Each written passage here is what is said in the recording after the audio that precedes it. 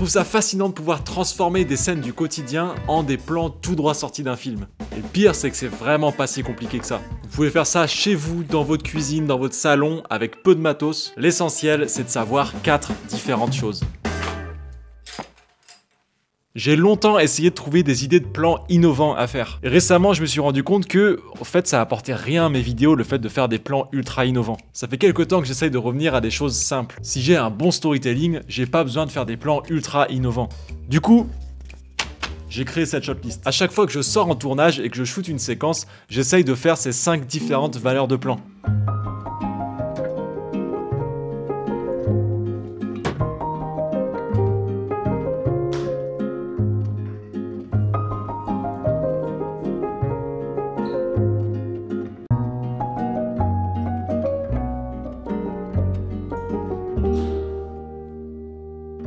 Je commence souvent par un plan large pour situer l'action. Ça peut être un plan en drone, un top shot, ou juste un plan large tourné avec un grand angle. Ça permet de donner un petit peu de contexte à votre audience. Ensuite, un plan médium, qui va nous permettre de découvrir le personnage. Un plan serré, c'est là où on va ressentir l'émotion du personnage, on rentre un petit peu dans son intimité.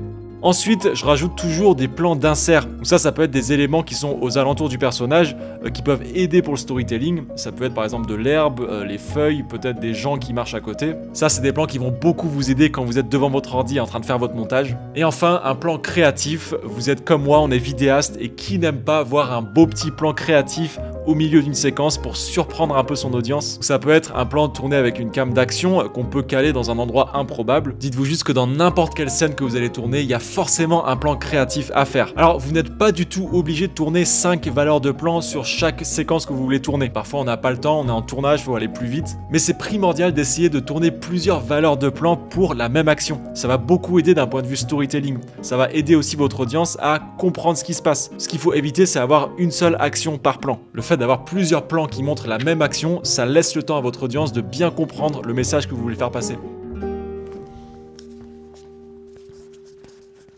La composition de votre plan va être un élément primordial. J'ai déjà fait une vidéo à ce sujet, mais c'est clairement la composition qui va faire passer votre plan d'un plan amateur à un plan pro. Forcément, il y a des tonnes de compositions différentes à faire. Moi, ce que je vous recommande le plus, c'est de vous inspirer. Inspirez-vous de la dernière série Netflix que vous avez regardée. Inspirez-vous de la dernière vidéo de voyage que vous avez regardée sur YouTube. Inspirez-vous du dernier réel que vous avez vu sur Instagram. Essayez vraiment de prendre le temps d'analyser les compositions que font les cinéastes, les vidéastes que vous suivez sur YouTube, sur Instagram. Un des réalisateurs que j'aime le plus au niveau composition, c'est Wes Anderson. Il y en a beaucoup qui s'inspirent de lui, moi le premier. Il joue énormément sur les symétries. Allez regarder certains de ses films parce que honnêtement, il y a des merveilles en termes de composition. N'oubliez pas que c'est bien beau de suivre les règles, il y a plein de règles de composition, la règle des tiers par exemple, mais on serait pas des artistes si il fallait qu'on suive les règles. Si j'ai un conseil pour vous, c'est que suivez votre instinct, faites de nouvelles choses, tentez de nouvelles choses. L'essentiel, c'est de faire l'effort de travailler votre composition et vous allez voir, votre audience va s'en rendre compte tout de suite. Un truc que je commence à faire de plus en plus, et je l'ai fait sur cette vidéo d'ailleurs, c'est d'essayer un maximum de trouver des musiques avant même de commencer le tournage. Ça m'aide beaucoup à me projeter et surtout ça m'aide à trouver des idées créatives. Par exemple sur ce plan-là avec la porte de l'ascenseur qui se ferme, je savais que je voulais que le texte suive la porte de l'ascenseur, mais je voulais surtout que la porte se ferme exactement sur ce moment de la musique pour marquer le nouveau chapitre. Il y a des outils sur Artlist qui m'aident énormément pour ça. Artlist sponsorise aujourd'hui cette vidéo. Et en ce moment, il y a 2 styles de musique que j'aime beaucoup utiliser sur mes vidéos YouTube. Il y a le style rétro et il y a le style classique. Quand je trouve une musique que j'aime bien, le premier truc que je fais généralement, c'est que j'appuie sur le bouton des stems pour pouvoir choisir les instruments que je veux garder. Cet outil, il est beaucoup trop sous-coté à mon sens. Sur mes vidéos YouTube, c'est très souvent que je garde uniquement la batterie et la basse sur la musique. Et le fait de faire ça, c'est que ça évite que la musique encombre trop la voix. Sur cette musique par exemple, si je garde tous les instruments, ça donne ça.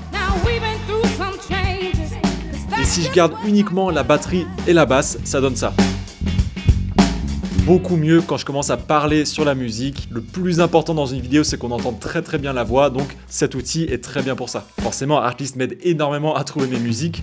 Mais pas que. Récemment, ils ont sorti un nouvel onglet avec des centaines, voire des milliers de différents LUT pour pouvoir donner des looks différents à vos vidéos en quelques clics. Un outil dont je me sers énormément, c'est les templates. Quand je cherche un titre ou une animation texte, je vais sur l'onglet Templates, DaVinci Resolve, et j'ai accès là à des milliers de différents templates. C'est un gain de temps énorme de pouvoir trouver un template, l'importer dans le logiciel et le personnaliser en littéralement quelques secondes. Alors Artlist a commencé à teaser sur ses ambitions pour 2025 et ça va changer beaucoup de choses parce qu'ils vont fortement se développer sur le marché de l'IA générative. Ça veut dire que, un peu comme leur IA de voix off, on va pouvoir générer des vidéos à partir d'un prompt. Donc pour illustrer des vidéos, ça va être un game changer. J'ai très hâte de découvrir tout ça. Personnellement, j'utilise Artlist depuis 8 ans et c'est incroyable de voir leur évolution. C'est une plateforme qui est clairement incontournable chez les vidéastes à l'heure d'aujourd'hui. Si vous voulez tester Artlist, je vous mets le lien juste en dessous. Si vous cliquez sur ce lien, vous aurez automatiquement 2 mois supplémentaires offerts sur un abonnement annuel.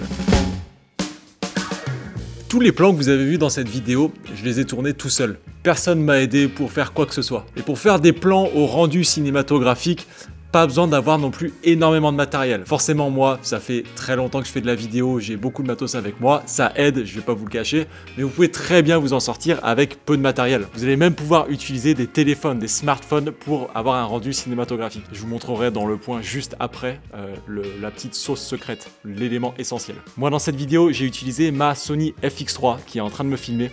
J'ai mis dessus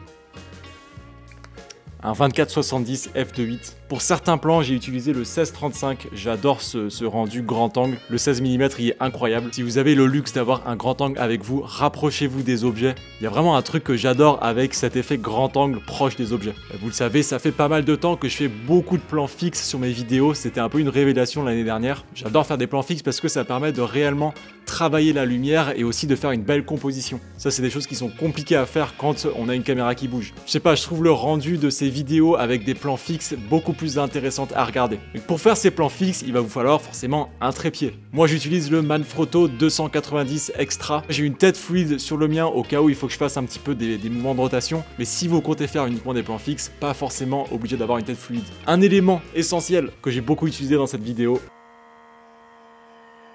la petite machine à fumer, c'est la Ulanzi, je me souviens plus du modèle, ah si, Filmog Ace. Le combo belle lumière associé avec la machine à fumer, ça ajoute vraiment cette texture sur les vidéos que j'adore. Si vous êtes sur cette vidéo, c'est que vous avez envie de faire des vidéos rendues cinématographiques.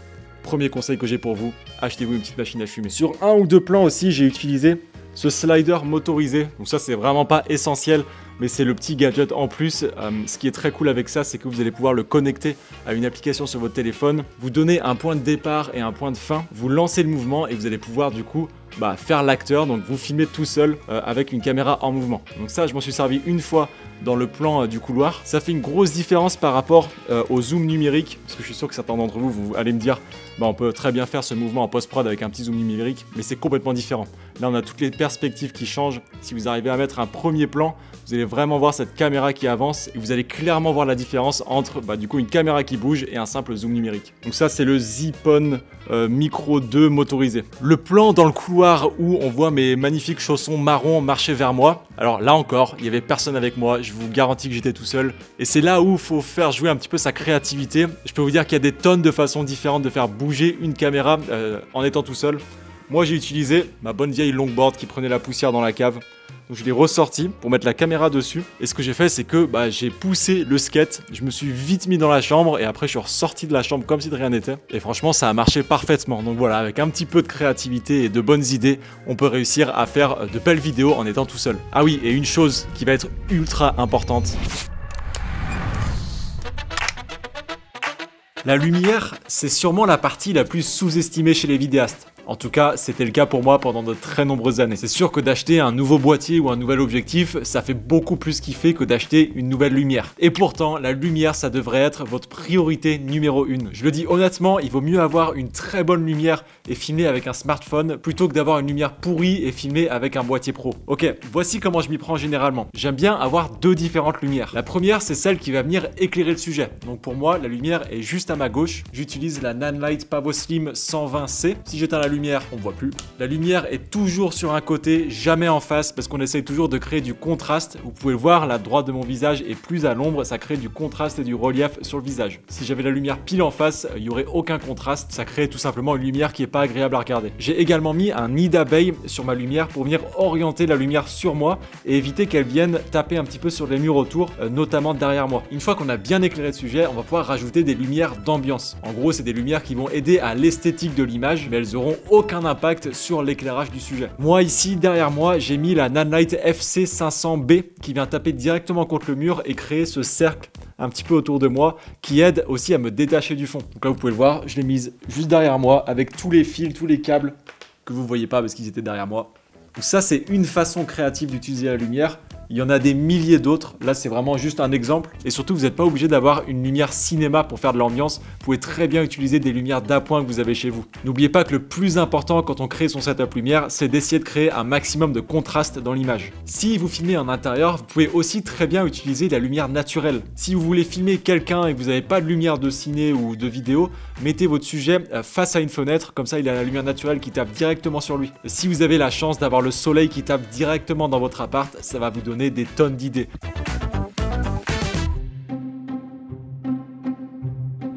L'étalonnage, c'est la partie qui va réellement donner vie à vos images. Mais ce que les gens oublient souvent, c'est que le travail que vous allez pouvoir faire sur la partie étalonnage va très grandement dépendre du travail de lumière que vous allez faire pendant le tournage. Si vous partez d'un rush qui est mal éclairé, votre colo finale sera forcément un peu moyenne. Je vais vous donner 2-3 tips pour réussir à avoir un étalonnage qui pourrait ressembler un petit peu à un film. Je vais vous donner 2-3 tips pour réussir à avoir un étalonnage qui pourrait ressembler à un film. Sur cette vidéo que vous êtes en train de regarder, j'ai pas mal utilisé un plugin qui s'appelle Dehancer. C'est un plugin qui est payant mais qui est ultra populaire sur DaVinci Resolve, énormément de créateurs l'utilisent. Vous allez voir, c'est incroyablement puissant. Dans Print, je sélectionne le fameux Kodak 2383. Si vous n'avez pas Dehancer, sachez que vous pouvez aussi retrouver ce LUT, le Kodak 2383. Il est par défaut dans le fichier des LUTs dans Filmlook. Je coche Analog Range Limiter pour enlever du contraste. Donc ça, c'est un conseil aussi que j'ai pour vous, hein, c'est que si vous voulez imiter et avoir ce rendu un petit peu de film, il faut éviter d'avoir trop de contraste dans vos images. Je rajoute du bloom pour créer cet effet de mist dans les hautes lumières. Alors à savoir que moi pour ce tournage j'ai utilisé un filtre mist 1/4, c'est un filtre mist de la marque Nisi si ça vous intéresse. Moi je vais pas abuser sur le bloom en post-production parce qu'encore une fois j'ai utilisé un filtre mist pendant le tournage. Je pourrais rajouter du halation aussi pour avoir des tons légèrement rougeâtres dans les contours. Et si vous n'avez pas Dehancer, un outil dont je me sers tout le temps, c'est la lueur diffuse. Dans mode de fusion, on choisit lumière tamisée. On peut changer la couleur de la diffusion pour avoir quelque chose qui nous plaît. En fonction de la couleur, vous allez voir, ça va changer complètement le rendu de l'image. Et ensuite, on va jouer avec le seuil de brillance, le gain et le gamma pour avoir la bonne quantité de diffusion. Généralement, je joue beaucoup aussi avec les courbes pour gérer individuellement chaque couleur. J'essaye souvent de désaturer un petit peu le ciel. Donc dans les courbes Hue vs Sat, je sélectionne le bleu du ciel et je descends légèrement la courbe. Pareil, c'est un truc que je fais souvent avec l'herbe ou les tons verts en général. Ensuite, on a un autre outil qui s'appelle détérioration de film. Celui-là aussi est ultra puissant. Alors faut faire attention de pas trop en faire, mais dans un seul et même outil, vous pouvez gérer la température de l'image, la vignette, vous pouvez aussi rajouter de la poussière et des rayures pour avoir cet effet de vieille caméra. C'est un outil que j'utilise très souvent pour réussir à avoir cet effet un petit peu nostalgique ou rétro. Je peux pas trop m'attarder sur la partie colo parce qu'il me faudrait des heures, mais sachez que si ça vous intéresse, j'ai créé une formation complète sur DaVinci Resolve et notamment la partie étalonnage. Je vous mets le lien juste en dessous si ça vous intéresse. J'espère que vous aurez pu tirer quelque chose de cette vidéo. En tout cas, j'ai pris pas mal de plaisir à la faire. J'ai testé pas mal de différents types de plans. Si la vidéo vous a plu, le petit pouce bleu m'aide toujours autant. Moi, je vous dis à la semaine prochaine pour une prochaine vidéo. Prenez soin de vous. Ciao, ciao.